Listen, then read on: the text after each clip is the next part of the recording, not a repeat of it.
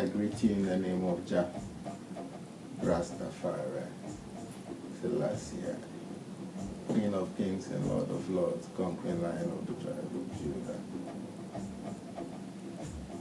I've been talking a lot about the book of Genesis, and I would like to personally reveal my thoughts to you. I think this is so necessary because I realize that unless the interpretation of the Genesis is right and consistent with the rest of Scripture, it's impossible to know God and to understand prophecy. Therefore, I will read the first chapter of Genesis and explain as I go along. Verse 1. In the beginning, God created the heaven and the earth, and the earth was without form and void, and darkness was upon the face of the deep. And the Spirit of God moved upon the face of the waters. And God said, "Let there be light." And there was light. And God saw the light, that it was good. And God divided the light from the darkness. And God called the light day, and the darkness He called night.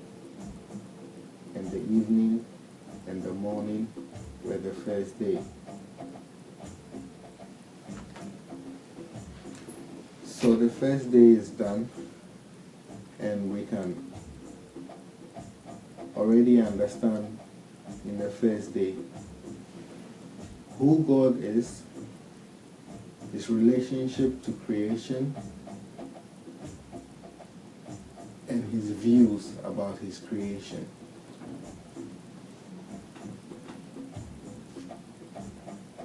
First of all, we can tell in verse 1 that He was in existence before He created the heavens and the earth, for which reason we will find out later.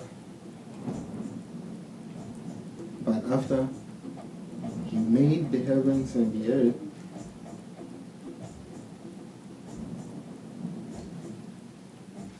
He narrowed His focus onto our earth, because we know definitely that our earth is not the only planet in the heavens. So out of all the planets, He focused on our earth, and it was without form, and darkness was upon the face of the deep. Why was it without form? And why was there darkness?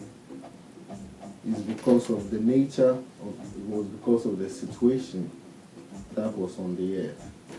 And what the situation was that the firmament, there were waters that were on the earth.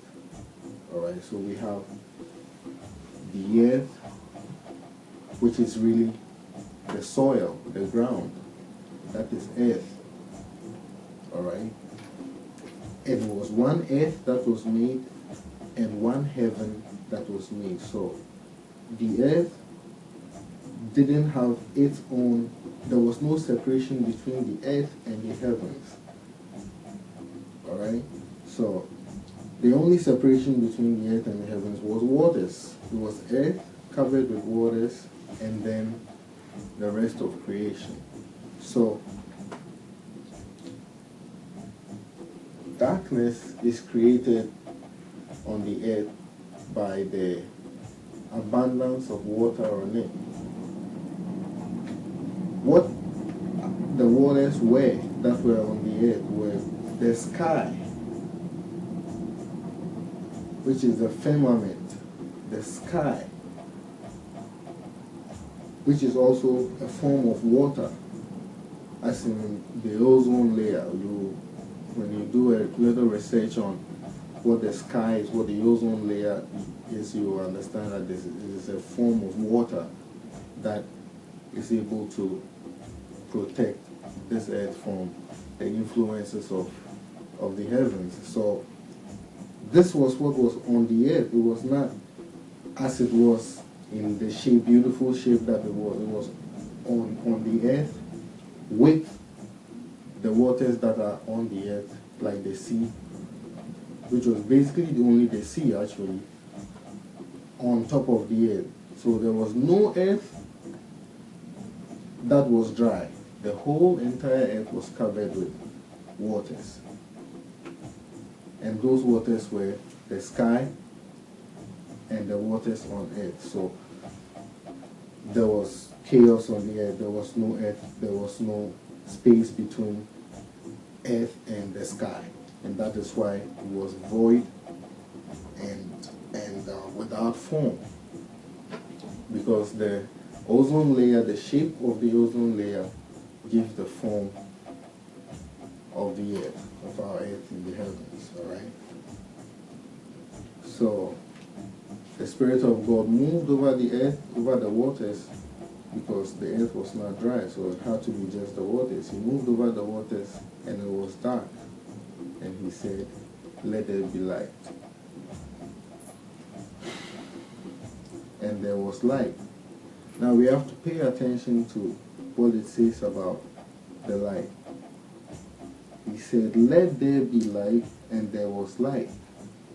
So here we know that light came into existence on this day.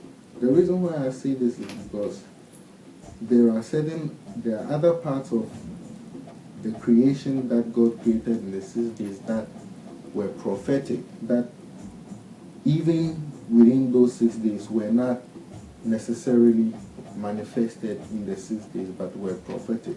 And the reason why it was prophetic will also be explained later. But the light, God said, "Let it be there," and it became. And God saw the light, and it was good. Now, whatever God says is good will not be changed. It cannot later not be good. Alright, it can't go out of its way and become not good. What God says is good will forever be good. And light is what God saw that was good. So from this very moment on until God says, "Let there be no more light," light will always be in existence, and it will always be good. So God divided the light from the darkness and called the light day, and the darkness he called night, and the evening and the morning were the first day. Verse 6. And God said, "Let the firmament in the midst of the waters, let there be a firmament in the midst of the waters, and let it divide the waters from the waters." Right there we can see two different waters described, and what is supposed to separate this water is called firmament. So a firmament is what is between the waters above and the waters on earth. So the firmament is the air that we breathe, is the space, is the atmosphere within which we survive on earth. And that is what God said it should be there, so that it can separate the sky from the waters on earth. Mind you, there was no earth, it was still covered with waters everywhere. So the earth is buried under waters, under the sea, and on top of the sea is the waters above.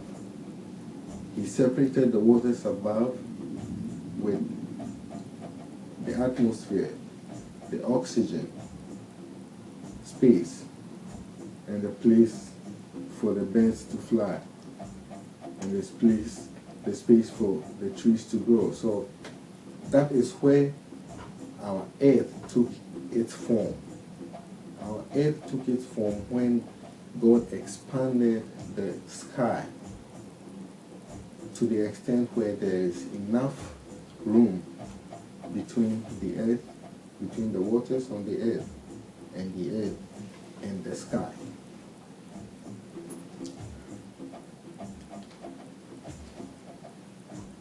Verse 7, and God made the firmament and divided the waters which were under the firmament from the waters which were above the firmament, and it was so.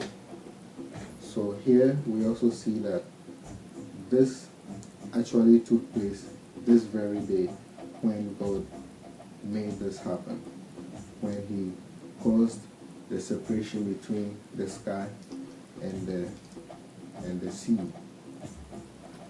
Alright? So that our earth will finally have its form, and it will finally have some light in it, and it will finally have some breathing space in it. And it was so. Verse 8, and God called the firmament heaven, and the evening and the morning were the second day. So what God called heaven is the living space that we have, the survival atmosphere that we have, the atmosphere of survival that we have as human beings. This is what God calls heaven, alright? Not the heaven that he created before, which is the space out there with all the planets in it. That is a heaven, but our heaven, or the heaven of the earth, is the space between the waters on earth and the waters of the ozone layer. So that's how the second day ended. Verse 9, and God said, let the waters under the heaven be gathered together unto one place, and let the dry land appear. And it was so. So now that the sky is above, there is an empty space of oxygen or of air, and there is waters on the land. God says the waters should move to a side, to one side, and so that the dry land will appear. And that's exactly what happened. Alright? Verse 10, and God called the dry land earth, and the gathering together of the waters called he seas, and God saw that it was good. So the dry land does not appear in bits and pieces. It appears as one land altogether. The dry land appears. It's not the dry land or the dry mountains or the dry river, hills or valleys. It's just the dry land. One dry land appeared, and the gathering together of the waters, where the waters have gathered together, he called it the seas. So we had one earth, one sea. Alright? And God saw that it was good. So here again, God sees that it is good, so it becomes what it is forever and ever. It is what it is forever and ever. What is good? The separation of the land and the sea. God saw that it was good for the earth to have a dry land and seas, above which is a firmament or heaven, above which is the sky or the ozone, the waters above which is the greater heavens. Right? And it was so. Verse 12. Verse 11. And God said, let the earth bring forth grass, the herb yielding seed, and the fruit tree yielding fruit after his kind, whose seed is in itself upon the earth. And it was so. So, over here, we have to go so that it was good. Over here is where we I see the prophecy coming into action, because it does not say that it was good.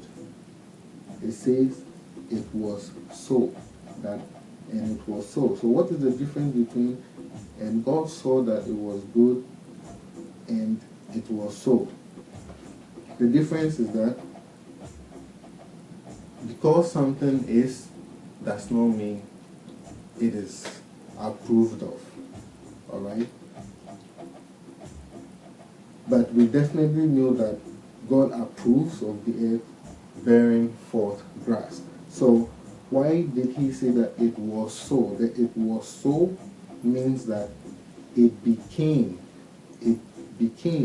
or that is what it was meant to do. Alright? And the earth brought forth grass and herb yielding seed after his kind, and the earth yielding fruit, whose seed was in itself after his kind. And God saw that it was good. Why does it say that it? Why didn't he say that the earth brought forth grass, the herb yielding seed, and the tree yielding fruit, without saying after his kind? Because the after his kind means that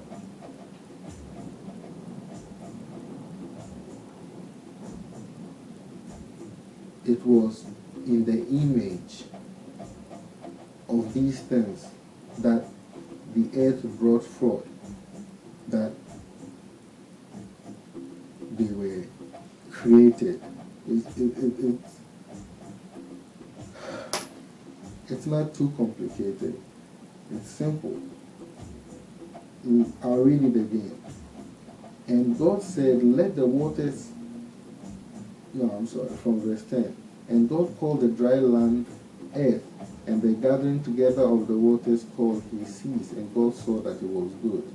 So here we see that it happened already, it was complete, and it became good, and it was called good because it was done. Alright. But when it comes to the earth bringing forth grass and the vegetation, it was so, it was not, it was so means that the earth brought forth grass, but not exactly at that time that it was spoken of. And the fruit, all these things, the vegetation grew or were meant to grow, but it didn't happen at that time because it was not yet, God did not yet say that this is good, but it was so, meaning that whether it happens later or not, it will be good. Alright? And we'll find out why I'm saying that it didn't really happen, but God created all the things that they were supposed to be in their images, in their likeness. He created the likeness, he caused into existence the likeness of creation. Alright? The likeness of vegetation. What a mango tree is supposed to look like. This is what God created. This is what God caused, made it possible that the earth will bring forth. Alright? So God made creation as a prophecy that these things are what must come out of the earth, and that is what it became. That these are the only things that the earth up to today can bring forth. Alright? So let's go on. Verse 12. And the earth brought forth grass, and herb yielding seed after his kind, and the tree yielding fruit, whose seed was in itself after his kind, and God saw that it was good. So here we see that the good is related to after their kind. The after the kind meaning that he created the image or the the essence, the spiritual existence, possibility of creation to manifest as it was imagined in God's head is what God said it was good. But the earth had not yet brought forth any fruit or any grass. Otherwise, God would have already said it was good once the earth had brought forth the first time. Okay? So it's trying to let you know that the things that was approved of God are the original essence. They are the things. It's like when you think of a tree, the thought of the tree is after the kind of the tree. So when you think of a mango tree and you see a mango tree, it is what you see that is the mango tree. Alright? So that's what it is. It's not really that God said, let the earth grow fruit, and all of a sudden the earth is full of grown trees, so that God can say, oh yes, it's good. No. It was good that the earth can bring forth trees that will grow and bear fruit. That's all it's saying. And the evening and the morning were the third day. Verse 14.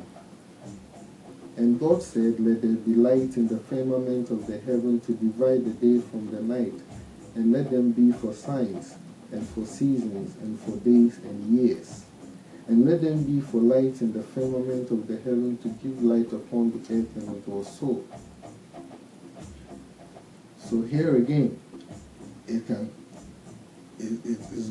says that these things were so, which means that we can say that these lights and the firmament and all these things were meant to be as he had imagined them, but he did not really position them, or they were not positioned exactly the same time when he said, let there be. It could have been that they had begun organizing themselves until when they will be complete for him to say, now that they are done is good.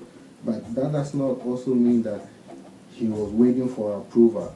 What he was saying is that these things, these lights will be alright when they are in this atmosphere.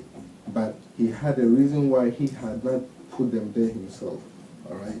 Why he had just created them or caused them to exist out of nothing, so that out of nothing we can think of stars, we can think of planets. These images, he created it, but it is up to a certain person, it's up to someone to position them, to place them in which part they want, so that they can be the gods of that, so that they can be the ones who rule that. Alright? And that is the purpose of creation, and we will soon find out what it's all about. So, verse 15, in verse 16, it says, and God made two great lights, the greater light to rule the day and the lesser light to rule the night. He made the stars also, and God set them in the firmament of the heaven to give light upon the earth. So here is where we can tell that God set these things in the firmament of heaven to give them upon the earth. But we know that it did not say that it was good. That it didn't say that it was good yet, it said that it was so. Alright?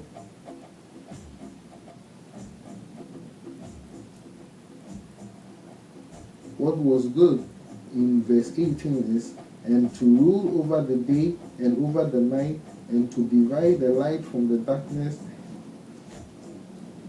God saw that it was good.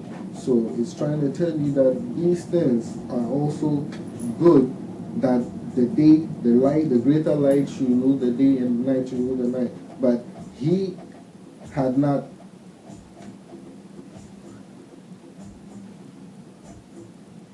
put them there into. These are things that change from time to time. Okay? These things, like, alright, for instance, the seasons are not the same all the time, right? Seasons change from time to time.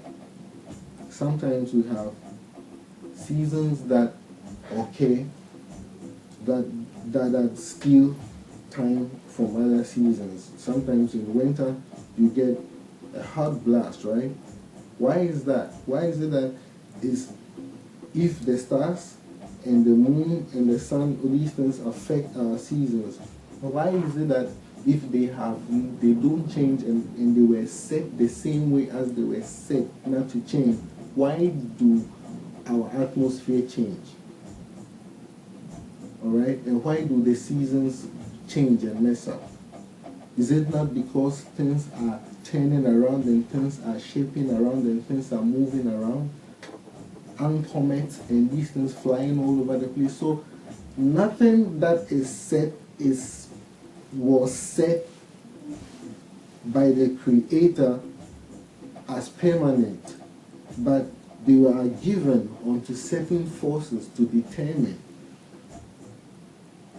their positioning and their movement for a purpose.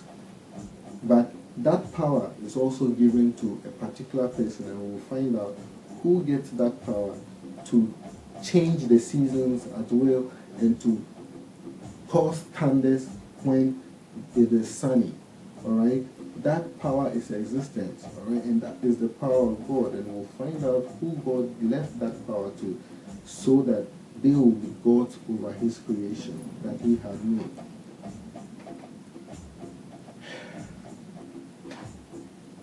Verse 19, in the evening and the morning were the fourth day, and God said, let the waters bring forth abundantly the moving creature that hath life, and fowl that may fly above the earth in the open firmament of the heaven.